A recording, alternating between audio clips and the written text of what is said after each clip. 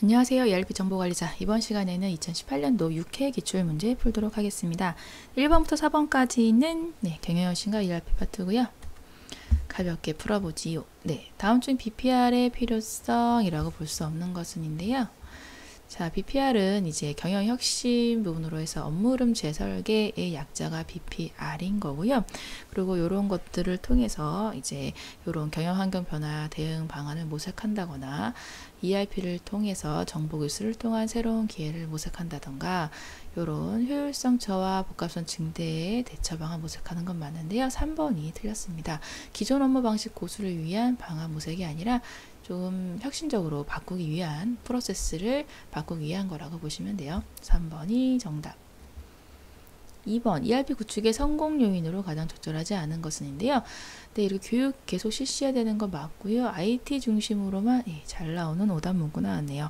IT 중심으로만 하면 안 되고요. 현업 중심으로 해야 됩니다. 다른 것들 맞는 얘기니까 봐주시고요.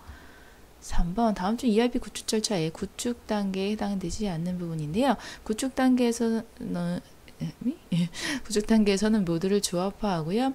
그리고 출력물도 제시하고 모듈 조합화한 게 잘 굴러가는지 추가 개발 또는 수정 기능까지 확정되는 기능을 합니다. 3번이 틀렸고요.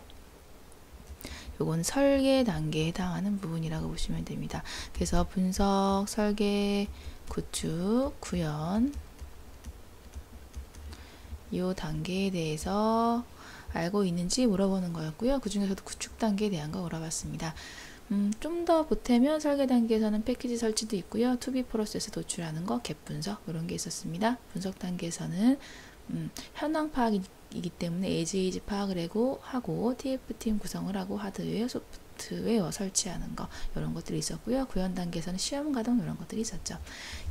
기억 다시 떠올리면서 정리하시고요. 4번 가겠습니다. 다음 중 클라우드 ERP의 특징 혹은 효과입니다. 자, 클라우드 ERP 같은 경우는 ERP 서버나 이런 인프라 이런 것들이 회사 내에 없더라도 그런 웹 기반으로 해서 인터넷상에서 접속을 해서 ERP 관련된 거를 쓸 수 있는 게 클라우드 ERP라고 보시면 되는데요. 그런 걸로 했을 때 정답은 4번 이게 틀렸습니다. 웹 접속이 가능하다는 거에서 원격 근무 환경이 가능한 부분이 되는 거고요. IT 자원이 없어도 인터넷 환경을 통해서 할 수 있고 그러다 보니까 그 전문적인 기업에 있는 ERP의 것을 가지고 클라우드 형식으로 쓰는 거라서 안정적이고 효율적인 데이터 관리 가능하지만 폐쇄적인 정보 접근성 아닙니다. 그래서 개방적인 정보 접근성을 가지게 됐고요. 클라우드 ERP를 통해서 ERP에 대한 진입 장벽도 많이 낮아졌죠. 그렇게 해서 4번은 정리하시기 바라겠습니다. 5번 문제. 다음은 수요 예측의 오차가 발생할 확률의 크기입니다. 크기의 방향으로 옳지 않은 것은인데요. 자, 이거 장기 예측, 단기 예측 부분이 있는데 오차가 발생할 확률의 크기예요. 그래서 부등호가 이렇게 간 거가 더 큰 겁니다. 큰 것, 작은 것. 장기 예측이 단기 예측보다 오차가 더 크죠. 왜냐면은 1년 뒤에 거, 2, 3년 뒤에 거, 10년 뒤에 예측 그런 것보다는 당장 일주일 거 예측하기가 쉽잖아요. 그래서 1번은 맞는 설명. 신규 상품이 기존 상품에 비해서 발생 확률이 높습니다. 신라면, 진라면 같이 안정적인 수요가 있는 거는 이제 오차가 발생할 확률이 좀 작지만 신규 상품 같은 경우는 좀 클 수밖에 없죠. 어떻게 팔릴지 모르니까. 그렇기 때문에 2번은 맞는 설명. 그리고 계절 변동이 없는 상품과 있는 상품이 있는데요. 계절 변동이 있는 상품이 오차가 발생 확률이 더 커요. 예를 들면 에어컨 같은 걸 생각해 봤을 때 이번 여름엔 엄청 덥다고 막 이런 게 막 기사에 막 떠요. 그러면은 우리는 막 에어컨 공급자들은 막 엄청나게 만들죠. 그랬는데 안 팔려요. 별로 안 더웠어요. 그랬을 경우 오차가 발생할 수 있는 것들도 크기 때문에 계절 변동이 없는 것보다 있는 게 더 큽니다. 3번이 틀렸습니다. 대체품이 많은 것과 없는 것이 있는데 대체품이 없는 상품 같은 경우는 요거밖에 없으니까 수요가 어느 정도 일정하겠죠. 근데 대체품이 많은 상품은 다른 것들 뭐 싸게 사거나 더 뭐 품질이 좋아지면 뭐 대체되는 품목이니까 비슷한 품목으로 더 그런 걸 사겠죠. 네, 6번은 수익성 지표를 활용해 목표 매출액을 결정하고자 한다. 보기 예측치를 활용하여 손익분기점에서의 목표 매출액입니다. 목표 매출액 부분이고요. 네, 요거는 공식 그대로 대입하시면 돼요. 고정비 위에 두시고, 네, 1 마이너스 변동 비율. 네, 그렇게 하시면 되는데, 고정비는 600만원. 1 마이너스 변동 비율. 1 마이너스 변동 비율은, 자, 판매가 개당 10만원에다가 4만원 부분이 이제 판매비에서 변동비가 차지하고 있는 비율이기 때문에 1 마이너스 변동 비율, 이렇게 얘기하는 부분이고요. 그렇게 계산을 해보면, 네, 1000만원이에요. 정답은 1번. 네, 정답 1번. 7번. 다음 중에서 견적 활동에 대한 설명을 적절하지 않은 것인데요. 견적 활동은 주문을 받기 전에 진행하는 그 활동이고요.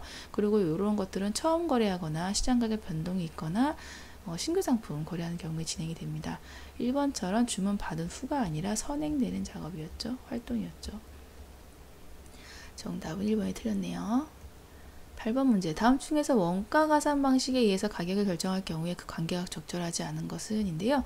네, 이게 공식처럼 이렇게 나오는 부분들이 있습니다. 그래서 이 부분에 대해서 네, 그 도식화된 도표 형식으로 나온 것도 있었어요. 그런 걸 가지고 같이 또 상기해 보면서 푸셔도 되고요. 그리고 네, 정답은 일단 2번이 틀린 거는 먼저 체크를 하고 갈 텐데요. 자, 소매 가격은, 자, 도매 매입, 적절하게 설명된 건, 네, 2번이 맞는 설명이고요. 자, 소매 가격 같은 경우는 소매 매입 원가가 아니라, 도매 매입 원가가 아니라 소매 매입 원가라서 틀렸어요. 그리고 소매 매입 원가는, 요거는 도매 가격과 동일한 얘기인데요. 요거는 도매 매입 원가에, 그리고 도매업자의 이익과 영업비를 합친 게 소매 매입 원가, 요게 되는 부분입니다. 그리고 생산자 가격은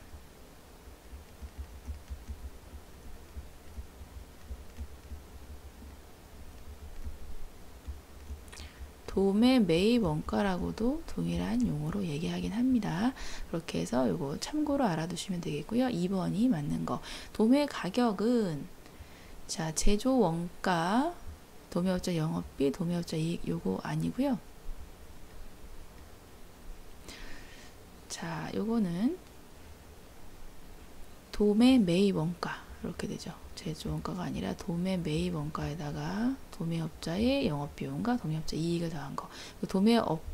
도매 매입 원가는 제조 원가에다가 생산자 가격을 더한 게 아니라 제조 원가에다가, 네, 생산자의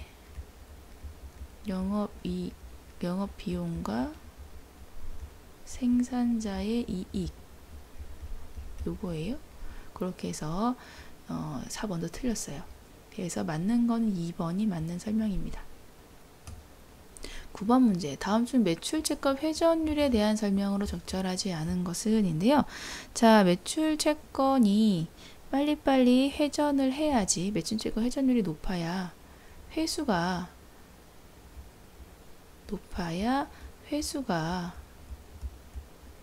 잘 된다라고 보시면 되는 거예요. 오케이, 이렇게 회수가 잘 되는 거라고 보시면 됩니다. 그래서 매출채권 회전율이 높을수록 좋은 거예요.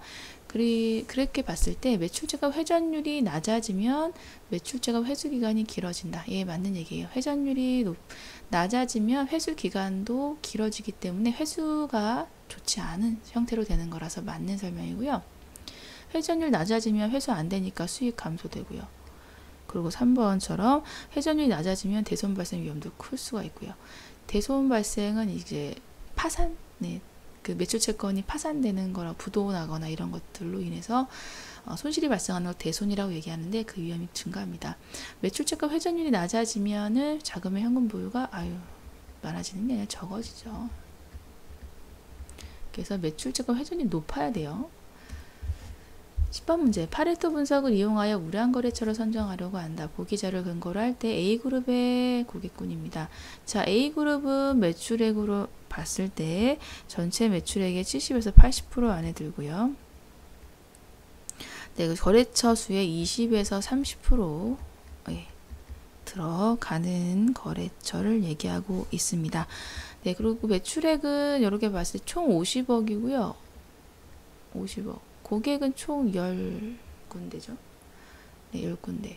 네, 10군데예요.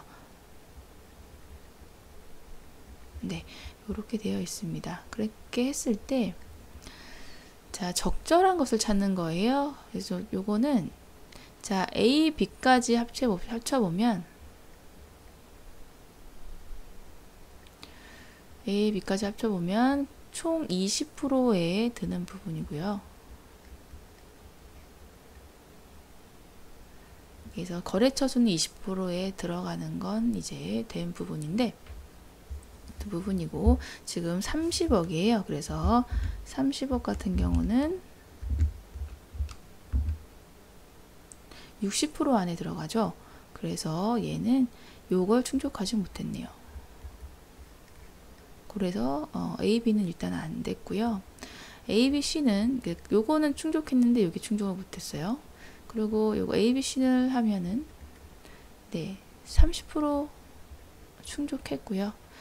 매출액 기준으로 50억에서 40억이니까 이 부분 80%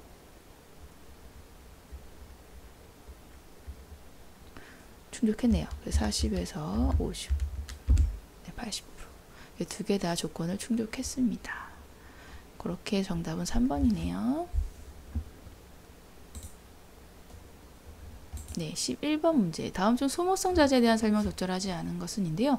자, 소모성 자재는 이제 여기 소모되는 자재를 얘기하는 부분이라고 보시면 되는데 그 재고자산의 하나에 해당하는 형태인 거고 그리고 요거는 뭐 윤활유 같이 요렇게 보수하거나 유지하거나 이럴 때 필요한 자재가 됩니다. 그래서 요거는 1, 2, 3번은 맞는 설명이 되고요. 뭐 취득, 보관, 수출 처리 과정 원 부재료와 구분하여 별도의 절차에 따라 지급한다. 요거 아닙니다. 똑같이 재고자산으로 그냥 처리하시면 돼요. 그렇게 해서 보시면 되는 문제였습니다. 12번 문제. 재고자산의 매입 단가가 지속적으로 상승하는 환경, 네, 인플레이션 환경 하에서 재고자산을 평가할 때 매출 총이익이 가장 크게 계산되는 거예요. 이익이에요, 이익. 자, 기말재고가 선입선출 같은 경우는 기말재고가 가장 높은 단가에 있게 남아있는 거기 때문에 기말재고액이 선입총후 형태로 간다고 했고요. 자, 원가는 반대 방향으로 움직였습니다.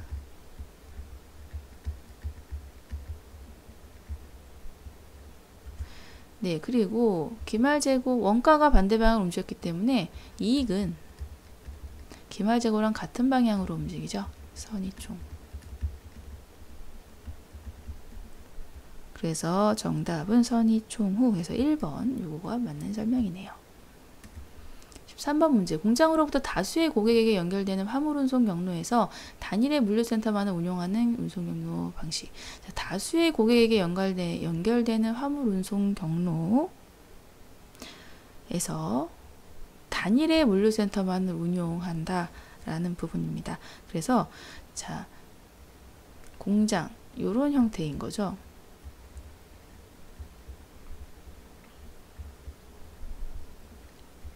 네.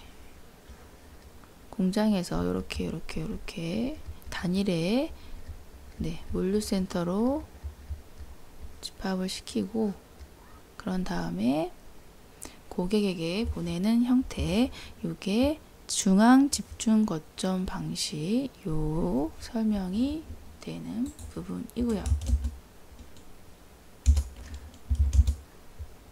네, 그리고 요 부분은 네, 그 다수의 고객일 수도 있지만 뭐 단일 고객일 수도 있어서 네, 이렇게 뭐 책에 있는 그림을 빗대서 하면 이렇게 하겠습니다. 뭐 다수의 고객일 수도 있긴 하지만 책에는 요것만 나와 있어서 하나만 그냥 쓰고 그리고 갈게요. 요게 중앙 집중 거점 방식에 대한 내용이었고, 여기서 포인트는 단일의 물류센터만을 운용하는 운송 경로 방식입니다. 그래서 이렇게 해서 보시면 되겠고요. 네, 공장 직송 방식 같은 경우는 공장에서 고객에게 바로 가는 거고, 복수 거점 방식은 거점이 여러 개이기 때문에 요거는 센터가 하나가 아니라 여러 개의 센터를 두고서 간다라는 거였죠. 다단계 거점 방식은 창고를 하나 더 두는 거였습니다. 창고. 이렇게 보시면 되겠습니다. 정답은 2번이에요. 네, 14번입니다. 다음 중에서 공급망 관리의 발전 단계입니다. 이거는 이제 책에서 딱히 설명된 내용은 없긴 하지만요. 그냥 이게 ERP 발전 단계로 봤을 때 그냥 그 흐름에 따라가시면 되는데, MRP에서 ERP, 요거가 가장 적절하겠네요. MRP1에서 MRP2로 갔다가 ERP로 갔다가 ERP2, 요거는 확장형 ERP라고 생각하시면 되고, 그 다음에 SCM으로 해서 공급망 관리 발전 단계로 요런 형식으로 이제 나열하면 뭐 ERP의 발전 과정과 거의 비슷한 유형으로 가게 된다라고 해서 그냥 보시면 돼요. 좋은 문제라고 보기는 좀 힘들고요. 여튼 정답 2번이었습니다. 15번 공급망 관리 정보 시스템 유형 중에서 공급자 관리 제고 시스템에 관한 설명을 적절하지 않은 것은인데요. 요거는 공급자, 즉 제조업체 쪽에서 재고를 직접 관리하는 부분이에요. 그래서 제조업자가 재고를 직접 관리하는 거 맞는 설명이고요. 그리고 유통업체의 물류 정보가 제조업체로 공급되기 때문에 공급자가 재고를 관리를 할 수 있게 됩니다. 그리고 유통업체의 재고 관리 책임을 공급자에게 위탁하는 형태이기 때문에 공급자가 재고 관리를 할 수 있는 형태가 되는 거예요. 자, 공동이라는 말에서 요거는 틀렸다. 공동으로 판촉 활동한다 뭐 이런 것들은요. 공동 재고 관리 시스템이라고 해서 CMI에 해당하는 내용입니다. 공동자에서 포인트 잡고 푸셔도 되겠어요. 16번 창고에서 재고를 출고하는 프로세스가 순서대로 연결된 것은인데요. 네, 재고 출고 프로세스 수업 시간에는 상당히 많은 프로세스가 진행이 된 거를 보셨을 거고요. 네, 첫 번째로 이제 주문이나 출하 요청이 된 다음에 이거 동일하게 출발하니까 동일한 출발점으로 가고요. 그런 다음에 주문 마감 집계를 했습니다. 그런 다음에 물류센터 창고에서는 출고 계획 수립을 하고 나서 이제 출고 지시를 하게 돼요. 네, 그리고 출고 지시한 거에 따라서 재고를 끄집어내는 재고 피킹을 하게 되고요. 그 다음에 분류하고 검사하고 나서 포장을 한 다음에 적재하고 출하 이동하고 출고 마감했습니다. 1번이 정답으로 해서 푸시면 되겠어요. 17번 다음에 가격 유형 중에서 거래 당사자가 서로 협상하여 직접 가격 결정, 협상이라는 거에서 우리는 교섭이구나 라고 알 수 있습니다. 정답은 4번으로 해서 힌트 바로 찾아서 풀어주시면 되는 문제 유형이었고요. 네, 시장 가격 같은 경우는 이제 시중 가격이라고도 하는데, 요거는 시장의 수요 공급의 원칙에 따라서 가격이 변동되는 거죠. 꽃이라든가 야채라든가 이런 것들 얘기하는 거고요. 계정 가격은 업계 특수성 때문에 가격 범위가 이렇게 정해진 게 계정 가격이라고 보시면 됩니다. 네, 협정 가격 같은 경우는 공공요금 성격을 보통 띠고 있는 거고요. 다수의 판매자가 서로 협의해서 일정 기준에 따라서 하는 거라서 뭐 교통비나 이발료 이런 거라고 보시면 되겠습니다. 정답은 4번. 18번 문제. 보기는 원가 구성 관련 정보이다. 다음 중 보기에 주어진 정보를 토대로 산출한 원가로 적합하지 않은 부분인데요. 자, 이 부분 보겠습니다. 자, 직접 경비, 직접 노무비, 직접 재료비, 요게 이제 직접 원가에 해당이 되는 부분이라서, 네, 직접 원가는 요거 3개 더하 6,000원이 맞는 거라서, 예, 맞는 얘기가 되겠습니다. 그리고 제조 원가는 직접비에다가 제조 간접비 간접적으로 들어가는 걸 합친 거죠. 그래서 6,000원 플러스 2,000원이라서 예, 8,000원 맞는 얘기 되겠고요.